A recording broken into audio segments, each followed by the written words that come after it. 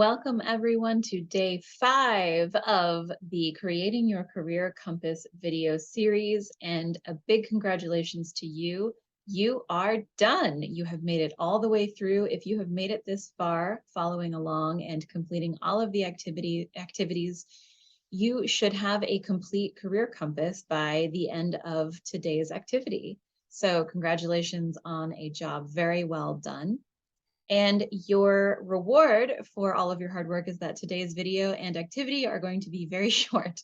So you put in all the hard work up front, and now your reward at the end is that you get to enjoy the fruits of your labor.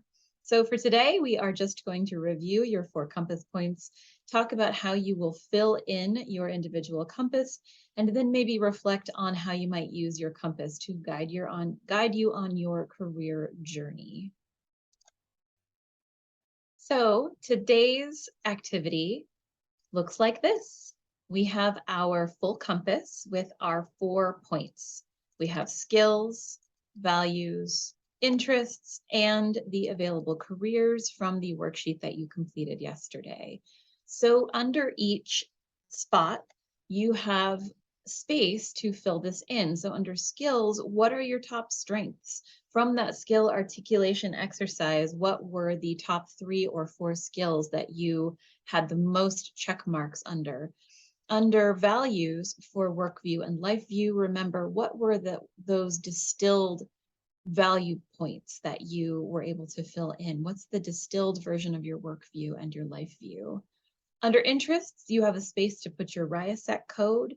What was your specific code? Mine was AISEC.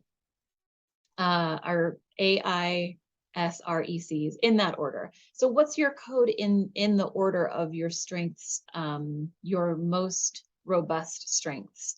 So if your top strength was artistic, make sure that you lead your code with A. And then what careers or industries were you matched with, which is a separate question from what are the available careers that you looked at that you were most interested in from the career worksheet from video number 4. So you should have all of this data in your worksheets. Remember, if you go to File, Make a Copy, you have all of these worksheets in your own Google Drive, and hopefully you saved your answers to those, because that will help you really fill out this worksheet for today's activity. And again, the link to this worksheet will be in the video description. So once you have your compass all the way filled out, it should look something like this, but with all of those points now being tailored uniquely to you. You should use your compass whenever you have a decision to make. Let's say that you're considering transferring on from a 2-year degree to a school that offers a 4-year experience. Check in with your compass. What degree pathway is right for you? What are your skills, values, and interests? Where do these degree pathways lead? What careers or industries are available at the end of that? Let's say that you're considering entering the workforce in the form of a part-time or a full-time job. Check in with yourself. Do some research on the company. Do their values align with yours? Does the job fulfill your interests and skills? Is it in an industry that you were maybe pointed to? Or let's say you're considering an internship. Will the internship satisfy your interests and skills? Is it in an industry that you're interested in? So asking yourself all of these questions, checking in with your compass, now that you have really spent the time to refine it, can help you make these pivotal key transitions, even small decisions. Whatever you're faced with, big or small, your compass can help make sure that you're pointed in the right direction. So thank you so much for joining me for this series. I hope you found it helpful.